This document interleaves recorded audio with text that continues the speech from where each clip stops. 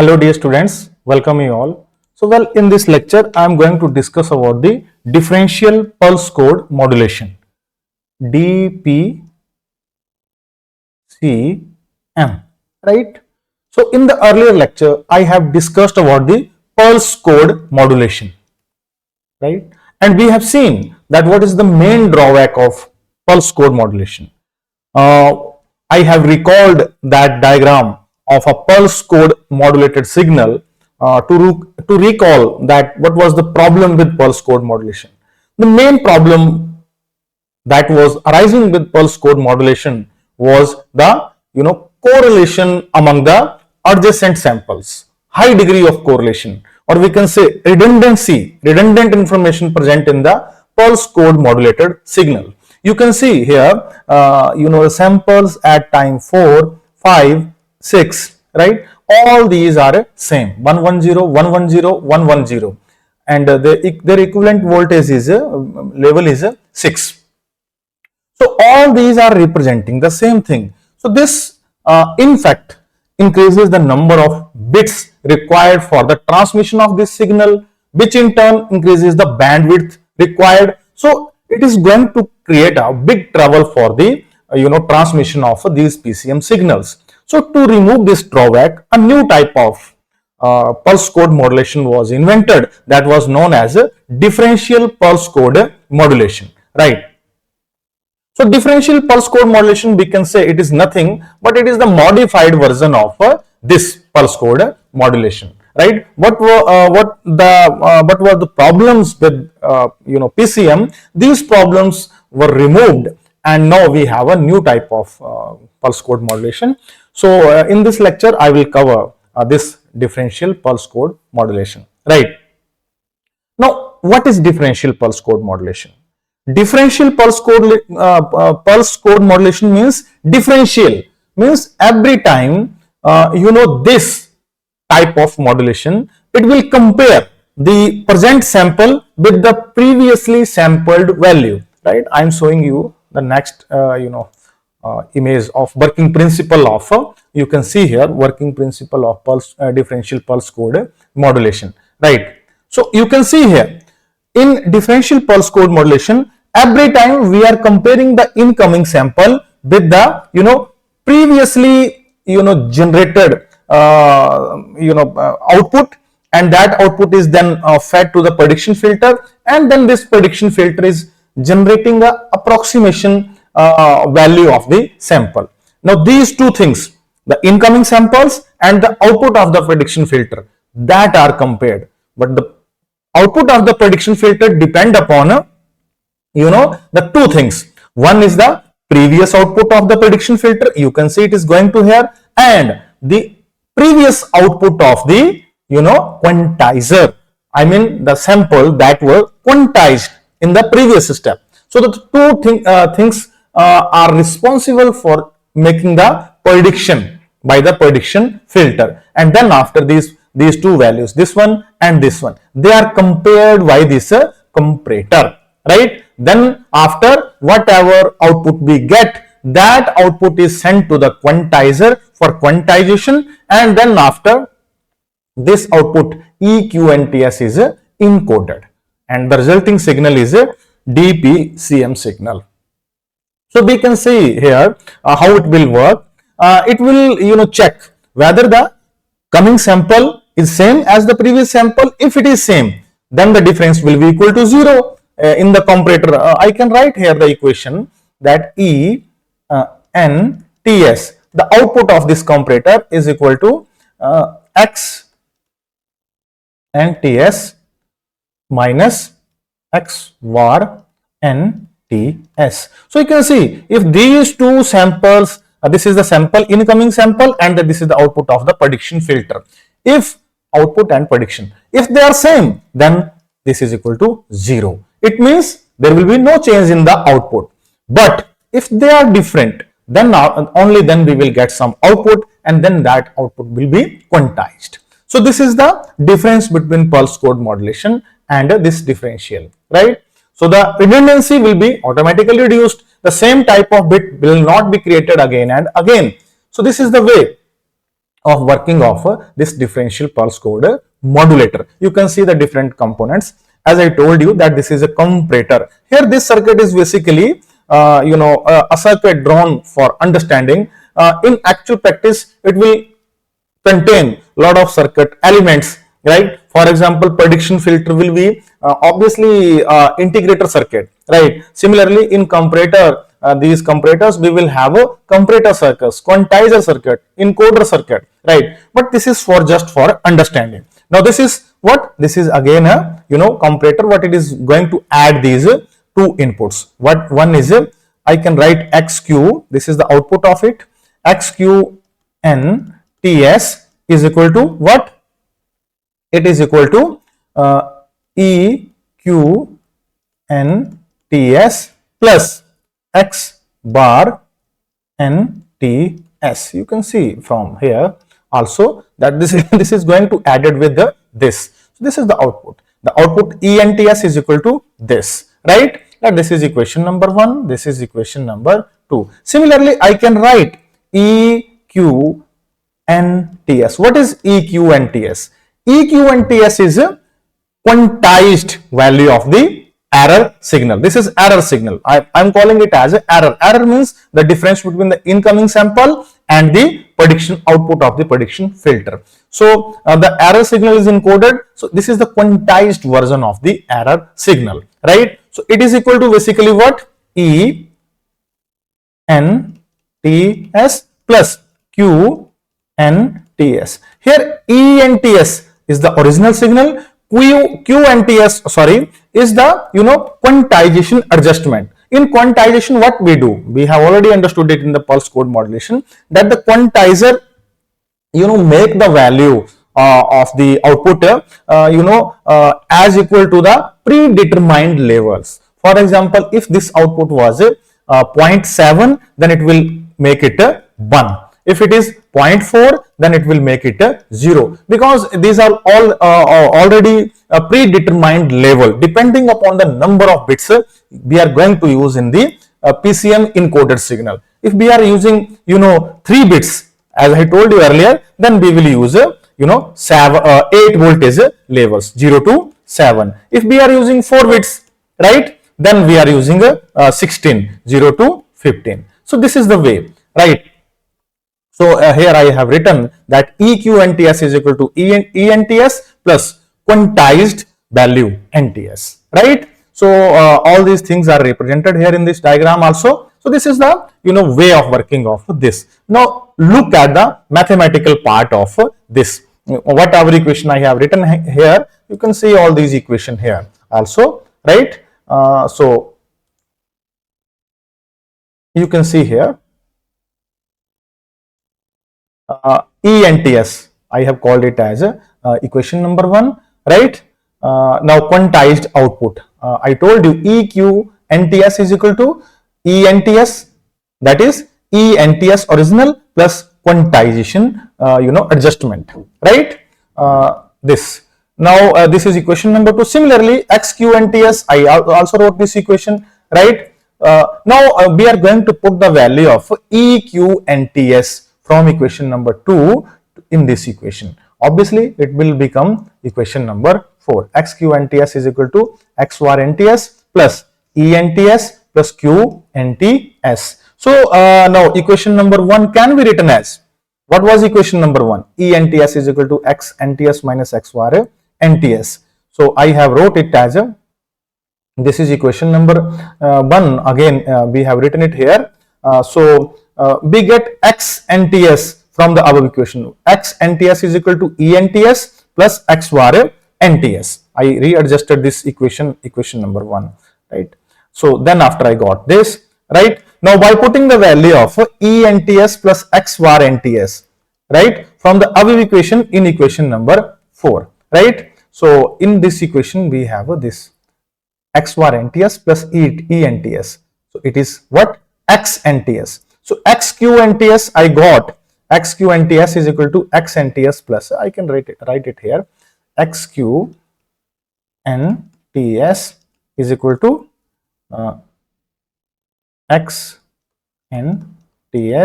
plus QNTS. NTS. So you can see here that the output of the prediction filter, what was XQNTS? XQNTS, you can see here. Yes, this input of the prediction filter XQNTS. It is equal to what? The original information. You can see here original information XNTS, original sample, plus quantization adjustment. And the very important thing is that this value doesn't depend upon the any factor that depend upon the prediction filter, right? You can see here it is independent of the prediction filter, right? So these are the mathematical equations that we need to understand in understanding the working of this circuit. Right, now I am drawing a table that will make you understand the working of this DPCM very clear, right? So all these equations are already written here. So I am going to erase this equation in order to draw the table, right? So you can see from here, you can see all these equations from here. So let's draw the table.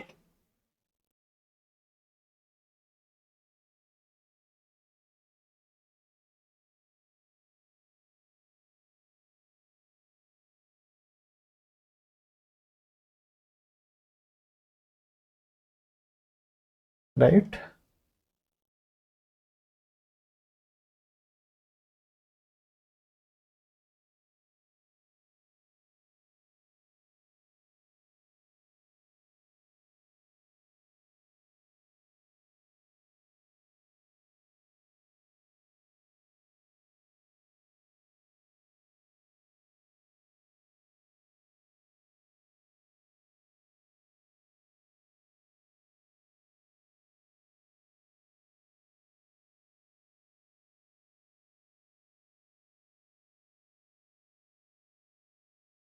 So I have drawn a table.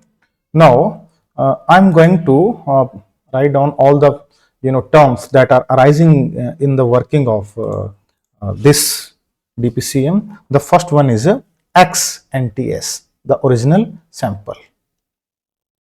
Second is the output of the prediction filter XVAR NTS. The third one is the error signal ENTS. The last one is quantized NTS, and the last one is XQNTS, and this is the encoded value, right? I can write here encoded value, binary number system we are using, right? Encoded value. So let's suppose that the initial signal that was arising here, you can see this diagram, I'm recalling it. Let the original sample that is coming from this side, that is 1.1, right? It has value 1.1, and suppose when this circuit is switched on, the output of the prediction filter was 0, right? So I'm going to put all these values here. It is 1.1, right? And it is a 0. So what does it mean? When I will take the difference of these two, it is 1.1 and it is 0. So ENTS is equal to the difference, that is 1.1. Obviously, what is the quantization? Now we are using 0 to 7 levels, and the nearest quantization value is quantized value is 1, right? But is XQNTS, you can see XNTS plus this, right? So you can see even here XQNTS is equal to this one, right? We are going to use this equation here. So it is equal to XVAR NTS, it is 0, and EQNTS, it is 1. So it is 1, right? Now the corresponding level will be what?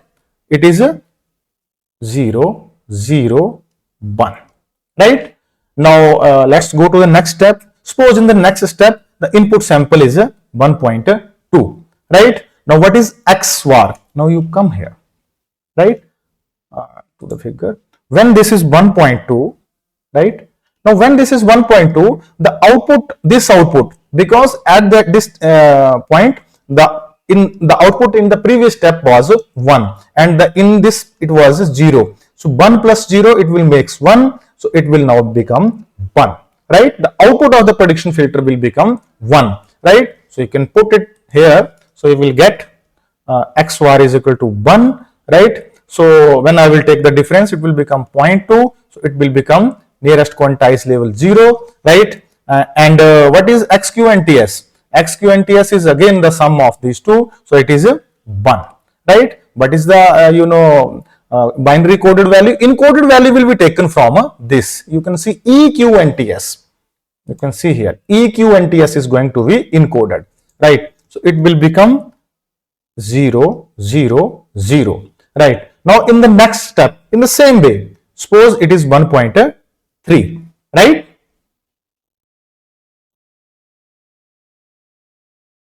So it is when 1.3, then again, xq and ts will be added to it. So you will get x var and ts is equal to again 1, because x var and ts, where it is equation, x var and ts, you can see it is the output of the prediction filter, right? So x var and ts is equal to, you can see it is the sum of these two values, right? Now it is 0, right? It is 0 and it is a 1 for it. So 0 plus 1, it again makes it a 1, right? So again it is 1, I have written here. So the difference is 0.3 and it is 0. So again it is going to become a, now it will become 0 plus 1, 1, right? But the encoded value will be 0, 0, 0. So in the same way, you can have the next steps 1.6. So it will you get again 1, you will get 0.6. So here you will get 1 because it is more than 0.5. So here you will get 1. So now here the code will be what? 0, 0, 1, right? But sorry, I have mistaken here. It will now become 1 plus 1. So it will become now 2, right? For 0.6, it will become 2. Why? Because xq and ts is the sum of eq and ts, that is 1, right? And the previous x var and ts, it was also 1. So it is the sum of these two, right? So here you can see it is the sum of these two, right? Here it is the sum. In the same way you will have this, right? So now you can see the difference, right?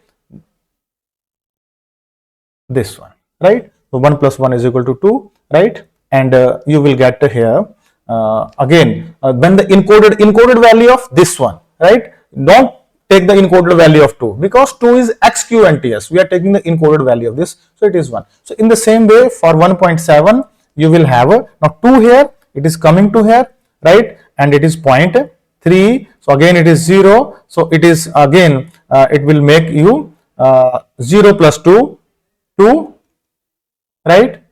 0 plus 2, right? 2, and you will get here 0, 0, 0, right? So this is the way of taking this table, right? So this is very clear now that this DPCM, right, circuit is going to compare or take the differential of these two samples. One is the incoming sample and one is the output of the prediction filter, right? So this is the way of working of a differential pulse code modulation, right? Now I am going to the next step, that is the receiver. What will happen when we will recover this signal at the receiver end?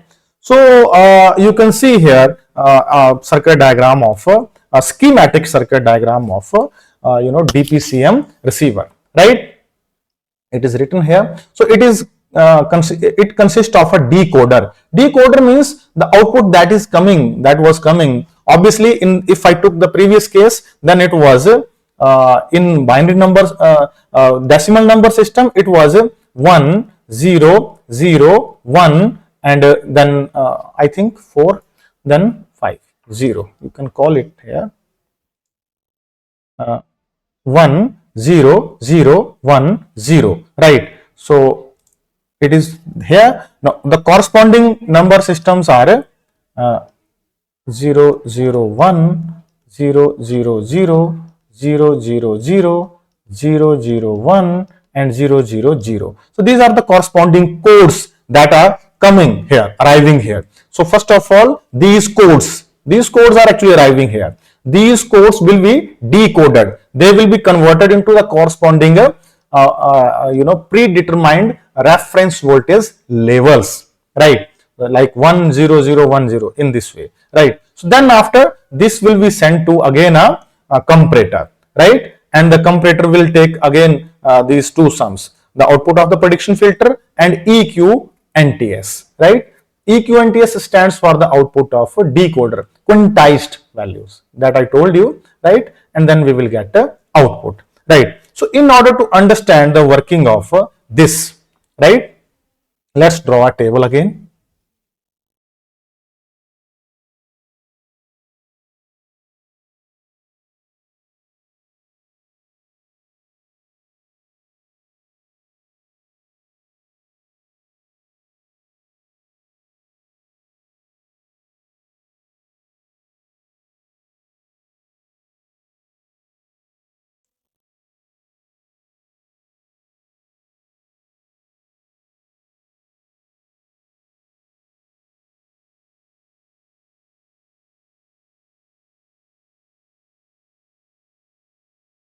So in this particular case, we have the different values. They are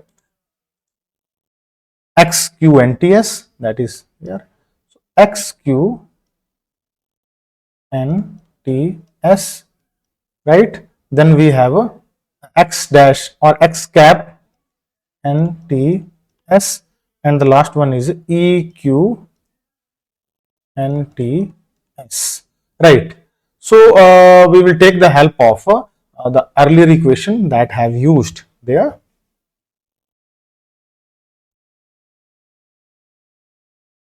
So let's take the case of this signal.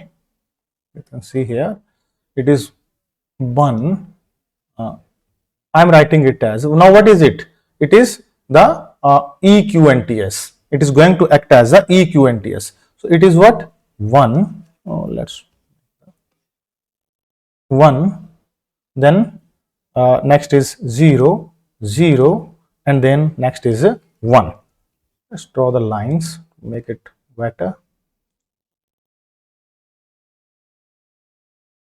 This one, first one, second one, third one, fourth one, and then fifth one.